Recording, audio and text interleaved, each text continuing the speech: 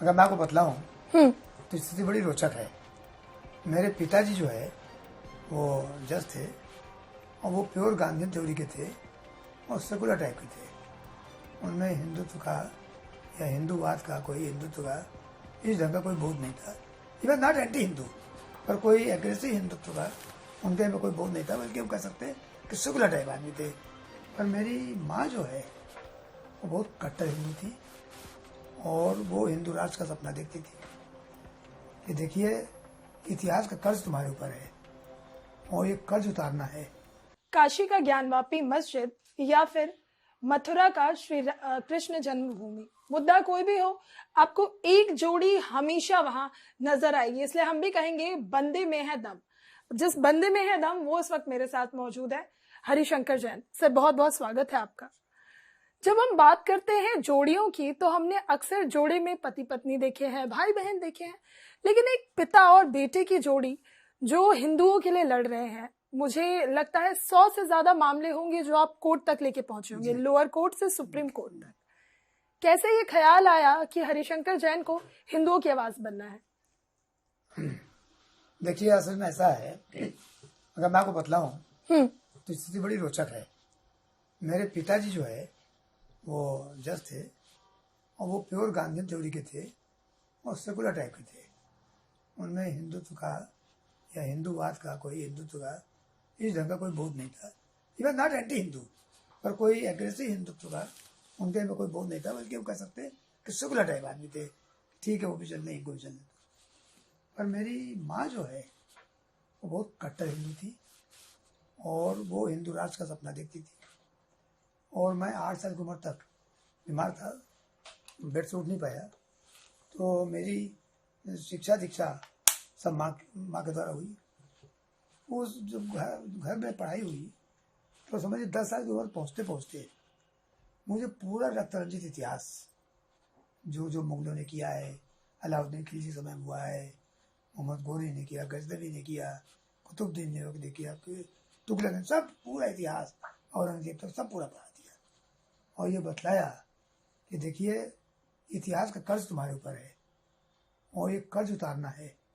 और कर्ज ये है कि जो भूतकाल में इतिहास में जो मन स्पर्शी घटनाएं हुई हैं, जो बेबस कांड हुए औरतों बच्चों के साथ, यहाँ की जनरेशन के साथ हुए हैं, और जो 1947 में भी नहीं रुका बल्कि उसमें भी वो चालू रहा। और यहाँ जैसे आपको मालूम है क्या क्या 47 में क्या क्या अत्याचार हुआ था, कितनी लाशें आई थी।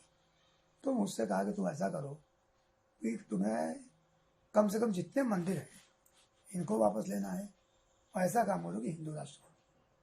तो फिर उन्होंने राय दी कि वकालत करिए। मेरे पिता चाहते थे मैं सर्विस करूँ, पहले चाहते मैं कंपटीशन में जाऊँ, फिर उसको चाहते थे मैं वकालत करके हाईकोर्ट जजी और जस्टिस की तरफ। पर मेरी माँ ने कहा नहीं, ये सही नहीं है, भटक जाओ रास्ते से, मेन रास्ता तो ये है। तो मैंने अपनी माँ की बात बराबर मानी। और जब 1989 में अयोध्या केस ट्रांसफ़र होके लखनऊ में जाया तो मैं इस केस में कूद गया। और उस समय से लेकर 2019 तक जो कुछ मुझसे सेवाएं हो सकती थी वो मैंने दी। और एक ज़माना था कि जबकि राम का नाम लेने पर बहुत का जुर्म होता था, पता नहीं कितने कितने धाराएं लग जाती थी। मुलायम सिंह के शासन में मुगलों वाला अत्याचार देखने को मिल रहा था, लोगों को मारा जा रहा था, जेलों ठूसा जा रहा था। उस समय मैंने 52 केस दाखिल किए थे, 52, और वो सब के सब अयोध्या संबंधित थे वो थे, इंक्लूडिंग जिसमें जस्टिस के एम पांडे को जज बनाने का आदेश नहीं दिया गवर्नमेंट ने, इसलिए कि मुलायम सिंह ने नोट लिख दिया था कि पांडे जी ने सांप्रदायिक तनाव की स्थिति पैदा कर दी हिंदू अदालत खुलने का आदेश देकर, जबकि वो निर्भीक और शासी न्यायाधीश है। इसके बावजूद उनका प्रमोशन नहीं हुआ। तो मैंने रिट की, उसमें ऑर्डर हुआ, उसके 3 महीने बाद वो जज हो गए। मुलायम सिंह ने कैनोपी कटवा दी थी जो 9 नवंबर 89 को लगी थी शिलान्यास स्थल पर, उसको मैंने रिस्टोर कराया। और ऐसे से बहुत से काम उनके थे, मैं कितने गिनाऊँ, क्या क्या नहीं किया उस जमाने में। तो मैं सबसे लड़ा और सारे काम जितना मुझसे हो सकता था मैंने किया, क्योंकि उद्देश्य एक था कि हमें इससे पैसा नहीं पैदा करना, इस कार्य से, ये कार्य से हमें अपना कोई कैरियर नहीं बनाना है, बल्कि अपना करियर बिगाड़ना है। और क्योंकि एक फिदाइन जब कोई निर्णय कर लेता है, फिदाइन है, मैं एक फिदाइन की इज्जत करता हूँ। कि मुस्लिम फिदाइन जो है, मुस्लिम फिदाइन अच्छा, मुस्लिम फिदाइन जो अल्लाह के राह पर निकलता है तो जान देने से निकलता है। तो क्या हिंदू इतना नहीं कर सकता कि सारे जितने अरमान हो, लाओ लश्कर का हो, बड़ी अच्छी गाड़ियां हो, घोड़ा हो, बंगला हो, पद मिले, पैसा मिले, विदेशों में घूमे, उसको त्याग के अपने समाज धर्म के लिए काम नहीं किया जा सकता। तो मैंने निर्णय किया कि मैं फिदाई रहूंगा और मुझसे जो हो सकेगा मैं करूंगा। तो इसलिए मैंने पद की तरफ, लाभ की तरफ, इस पैसे वाली वकालत की तरफ उतर नहीं देगा। और आमतौर पर जो वकील का धर्म होता है कि एक फीस लेके आम लोगों का काम किया, पर मैं हिंदुत्व के काम के लिए कभी एक नया पैसा किसी से। मेरा यही सवाल था अगला, क्योंकि जब हम वकीलों की बात करते हैं तो कहते हैं चाहे काला कोट हो या सफेद कोट हो, वहां जाने से बचना चाहिए। लेकिन आपने एक सोच बदली है लोगों की इस चीज को लेकर। इतनी लंबी यात्रा भी रही है आपकी, मैं ये तो कह सकती हूँ कि माँ से आपको इंस्पिरेशन मिला है। लेकिन सर, जब हम इतनी लंबी यात्रा की बात करते हैं, वो भी जब उसमें बात आप हिंदुत्व की कर रहे हैं, वो भी उस दौर में जब ऐसा सोच पाना भी मुश्किल था। कोई शायद उस वक्त सोच भी नहीं सकता था कि अयोध्या में राम मंदिर बन जाएगा, या अभी जिस तरह से ज्ञानवापी का मसला चल रहा है, मथुरा में है, दिल्ली में हम कुतुब मीनार की बात करें, ताजमहल की बात करें, उस दौर में बहुत चैलेंजेस भी आए होंगे। शायद वो चैलेंजेस जब आप अभी याद करते होंगे तो आपको कभी हंसी भी आती होगी और कभी ये भी सोचते होंगे कि कितनी लंबी यात्रा थी। कैसी रही है ये यात्रा? एक यात्रा इस तरह की जब भी होती है, इसको बोलते हैं आर्ट्स एंड रेप्टाइल्स। हाँ, उबर खाबर, ये वो, अच्छा बुरा, मीठा खट्टा, कोई आपको गाली देगा, पागल कहेगा, अच्छा कहेगा, तो होता रहा। अब जैसे मैंने काम कर रहा था तो मुझे नातेदार, रिश्तेदार कोई मुझसे दूर रहते थे कि ऐसा ना हो, उनको लगता थी सांप्रदायिकता का रंग लग जाएगा, कहीं ऐसा ना हो कि हमारे ऊपर कोई अटैक हो जाए, कहीं ऐसा ना हो कि कोई हमारे ऊपर अटैक कर देंगे रिलेटिव है, तो हमसे सब दूर रहते थे। कोई शादी में जल्दी नहीं बुलाता था। बहुत से हमारे फ्रेंड थे, पर्सनली मानते थे, पर मुझको अपने पास बुलाने में डरते थे कि मैं पहुंच गया तो नाम हो जाए जैसा कोई दोस्त है। तो ये चला। इसके बाद कई ढंग की कई चीजें रही। कोई सब लोग हमारी वाइफ से कहते रहे कि आपने कहा को समझाइए, तो कालीदार जिस डाल पर बैठते उसी डाल को काट डालते हैं, इस तरह करने से क्या फायदा मिलेगा, ही कुछ होगा, सब बेकार की बातें हैं। और वकालत करना चाहिए, अपना घर बसाना चाहिए। मैंने उस समय काम किया है जब मेरे बच्चे भी छोटे थे और मुझे वाकई में तंगीज भी थी, बहुत तंगीज थी। आपको मतलब एक किस्सा बता दूं। 6 दिसंबर को जब ये ढांचा टूटा है तो मेरी माँ को बहुत खुशी हुई, और इतनी खुशी हुई उस खुशी में उनका ब्रेन हेमरेज हो गया, और 7 दिसंबर को सुबह उनका स्वर्गवास हो गया। That was set back to me, क्योंकि वही मेरी आइडियल थी और वही मेरी सब कुछ थी। खैर, ईश्वर की जैसी इच्छा। 13 दिन बिताने के बाद वहां पर जो राम मंदिर जहाँ टूटा, जो मेकशिफ्ट टेम्पल बना था, वो पूजा बंद कर दी गई थी। मुझसे रहा नहीं गया। 20 दिसंबर को मैंने कोर्ट में केस दाखिल किया व्यक्तिगत कि यहाँ पर पूजा होनी चाहिए, अब पूजा रोकी नहीं जा सकती। और आपने पढ़ा होगा कि ये बात आई है कि संविधान के पृष्ठों पर भगवान राम और भगवान कृष्ण उद्धृत है, उनको पिक्चर बनी है। ये बात उसी केस से आई है, उसके पहले कोई नहीं जानता था, वहीं से आई है। और वो मैंने केस किया। उस केस के दौरान 3 दिन कचहरी बंद थी, जारी छुट्टी थी। 26, 27, 28 दिसंबर 1992 को बहस हुई, और पूरे कोर्ट में उस समय जो माहौल था, हिंदू भयभीत था। और इस तरह मंदिर के काम में और पूजा की बात करना बहुत बड़े अपराध की बात थी। तो ईश्वर की बात थी, मैंने लड़ा और जीता। और 1 जनवरी 1993 को यह आदेश हुआ कि भगवान राम कॉन्स्टिट्यूशनल एंटिटी है और उनका दर्शन करना हर हिंदू का हक है, और दर्शन अलाउ किया गया। उसके बाद दर्शन शुरू हो गया। तो मैं सारे से हिंदू लड़ता रहा हूँ। जैसे हर सब्सिडी का मामला था कि हर सब्सिडी गलत है, हिंदुओं के पैसे से सब्सिडी कैसे दी जा सकती है।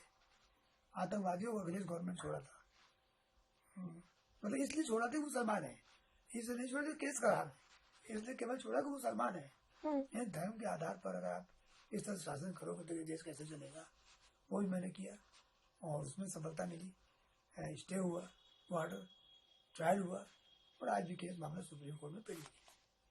तो इस तरह के काम मैं करता रहा हूँ। मैं 2013 में तो ऐसा नहीं है कि मोदी जी योगी जी गवर्नमेंट आ गई तब कर रहा हूँ। मैं तब से कर रहा हूँ जब अंधकार था, बिल्कुल ब्लैक था, लगते सूरज कब उदय होगा। ये सारे काम तब के हैं। 2013 में टीले वाली मस्जिद जो लखनऊ में है, जो एक्चुअल में तिलेश्वर महादेव मंदिर था, लक्ष्मण जी ने बसाया था, लक्ष्मण टीला था, तो उसके लिए किया। फिर ताजमहल के लिए किया, अयोध्या के में रहता ही था 30 साल। इसके बाद मथुरा का किया, काशी का किया, कुतुब मीनार का किया, भोजशाला है आपके मध्य प्रदेश में इंदौर के पास, आप जानती उधार के, वहाँ का किया। वहाँ तो कोई मस्जिद भी नहीं है, तब भी कहा जाता है मस्जिद है, और वहाँ पर मुसलमानों को नमाज पढ़ने की इजाजत दे दी गई। जो जगह कुंड था जहाँ पर हिंदू हवन करते थे, तो वहाँ भी हमारी एडमिट हुई, वो चल रही है अभी। और इसी तरह से सारे काम हमारे चल रहे हैं। और जितने मंदिर हैं हमने प्रण लिया है। ये बतला दूं, वो जो हूँ हिंदू नेताओं से या जो भी धर्म गुरु हैं जो कहते 3 छोड़ दो बाकी हम छोड़ देंगे, मैं कहना चाहता हूँ और निवेदन करना चाहता हूँ कि इस तरह की बात मत कहिए, इससे दिक्कत होती है। किसी एक हिंदू संगठन को भी, मैं कहता हूँ संगठन को भी ये अधिकार नहीं है कि सारे हिंदुओं की तरफ से वचन दे सके या उन सारे भगवानों की तरफ से कह सके कि अब इन भगवान को हम नहीं करेंगे।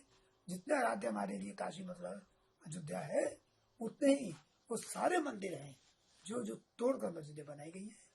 और मैंने प्रण लिया है कि हमारी पूरी लीगल टीम काम कर रही है कि जितने मंदिर भूतकाल में जो भी तोड़े गए मुसलमानों द्वारा, एक एक मंदिर को का हिसाब लेंगे और एक एक मंदिर को कानून में वापस लेंगे। ठीक है, हम सड़कों पर नहीं उतरेंगे, पर अगर मजबूर कर दिया गया, कोई दिक्कत हुई, तो अगर कोई दिक्कत हुई, दिक्कत को भी निपटने की क्षमता रखते हैं। और साथ ही बता दूं कि खाली कानून से काम नहीं होता। अगर जरूरत पड़ेगी तो सरकार को अप्रोच करेंगे, पार्लियामेंट को अप्रोच करेंगे, जो कानून हिंदू विरोधी बने उसको बदलवाने की कोशिश करेंगे। परंतु अल्टीमेट एम ये है कि जो मंदिर हमारी चली गई है, मैं दूसरे कुछ नहीं मांग रहा हूँ। मैं नहीं कह रहा हूँ कि जो आपकी मस्जिद हमको दे दीजिए, पर हमको अपनी मंदिर चाहिए जो हमारी आपने ली है। अच्छा, इस दरमियान कभी ऐसा हुआ, क्योंकि मैं आपका एक पुराना इंटरव्यू देख रही थी, उसमें मैंने ये देखा कि एक बार आपको मुस्लिम पक्ष ने भी ऑफर किया था कि आप उनके लिए ये केस लड़े।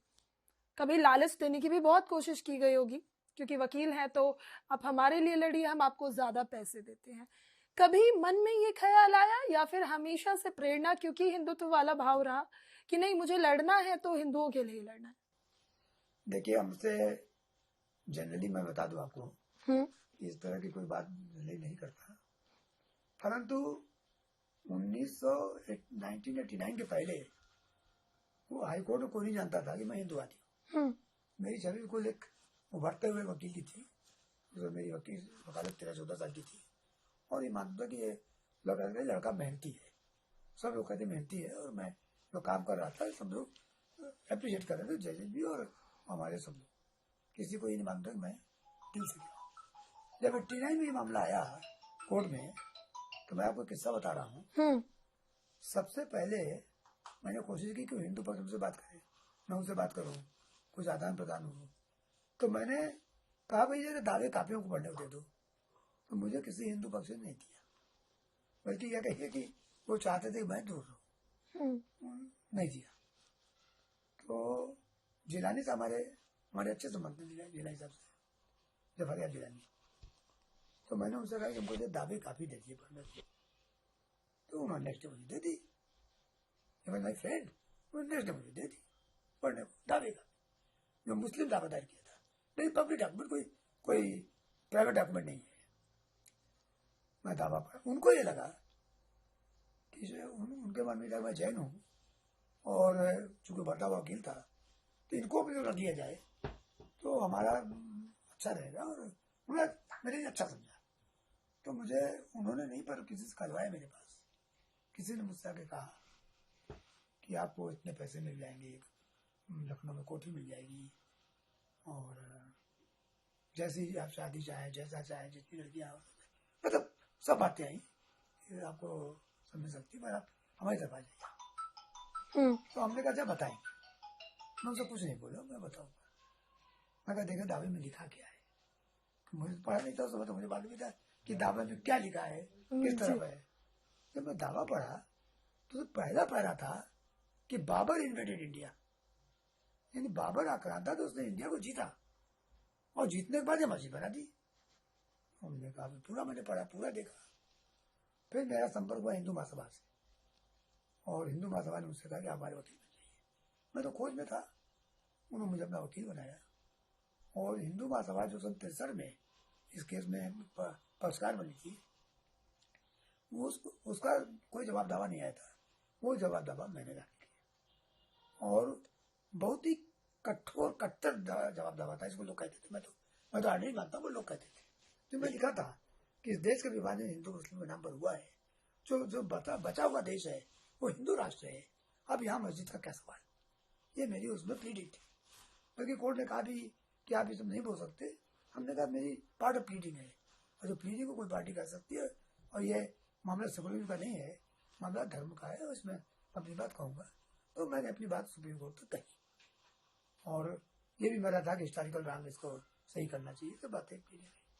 तो जो आपने पूछा कि नौबत आई, तो फिर उसके बाद जब मैं उसके बाद किसी की हिम्मत नहीं हुई हिंदू पक्ष का जब वकील हो गया, तो मतलब एक तरह समझिए कि बहुत ताजुब हुआ मुझे, बहुत गालियां मिली, तो बहुत कुछ हुआ। अच्छा सर, गालियां मिली। अभी इस बीच आपने कहा कि कई बार मुश्किलें भी आती हैं, क्योंकि जब आपकी राह मुश्किल होगी तो चुनौतियां उसमें होंगी आपकी। क्योंकि कहते हैं अर्धांगिनी यानी आधा अंग, पत्नी का कितना सपोर्ट रहा, और क्योंकि आपके बेटे भी खुद वकील है, उसी रास्ते पर हैं जिस पर आप चले हैं। अभी ज्ञानवापी में तहखाना जो है वहां पूजा अर्चना शुरू हो गई है।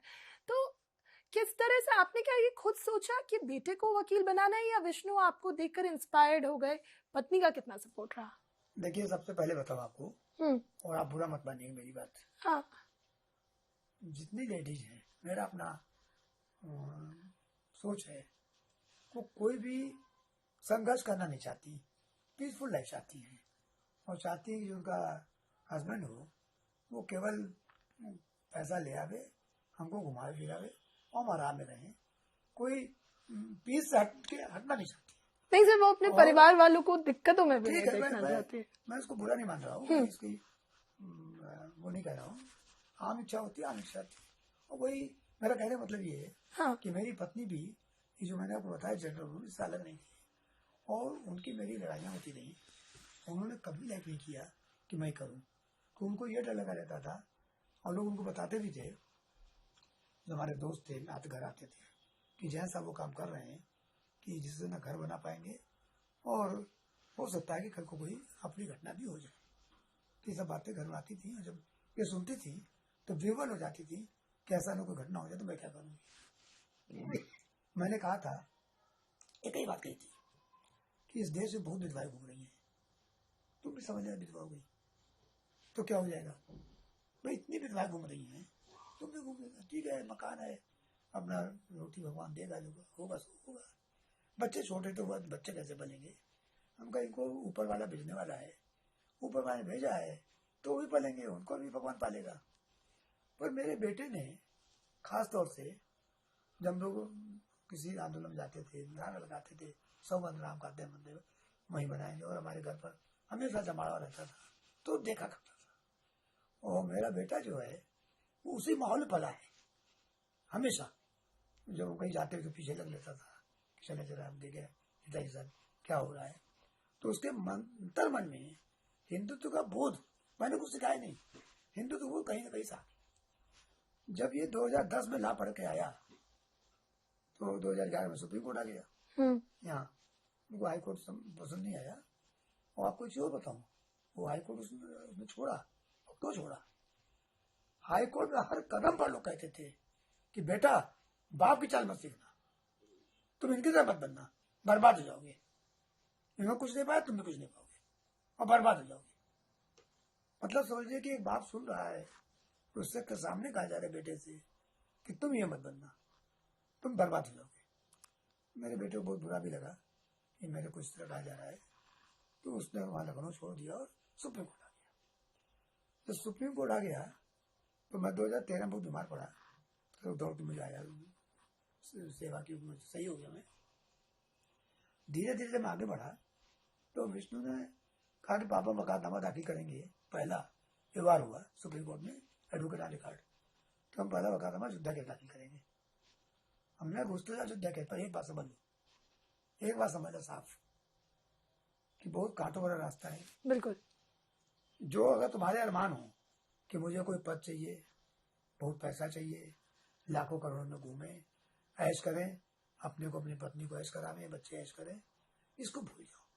तुमको मेरी तरह लाइफ जीतना पड़ेगा। और अगर चाहते हो मेरी तरह चलना और किसी भी इच्छा को और किसी भी लेविश लाइफ को अगर छोड़ने का दम रखते हो तो इधर आओ, अगर नहीं तो मत आना। अगर तुम्हारा बहुत सपना हो तो सुप्रीम कोर्ट जो आता है तो उसका सपना रहता है कि हम चाहते रहता खूब पैसा पैदा करें, हमारे पास बड़ी बड़ी कारें हों, ये हों, विदेश घुमावे, ये करें, भाई सब अगर ये सब हो या इसको अपना बायोडाटा बनाना हो, इसके जरिए आगे कुछ इच्छा हो तो इसको मत आओ, ये सोच लो।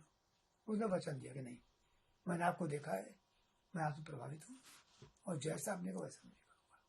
तो मैंने कुछ नहीं कहा, मुझको तो माँ ने प्रेरणा दी थी कि आओ ये काम करना है, पर मैंने कोई प्रेरणा नहीं दी कि तुम्हें ऐसा करना है।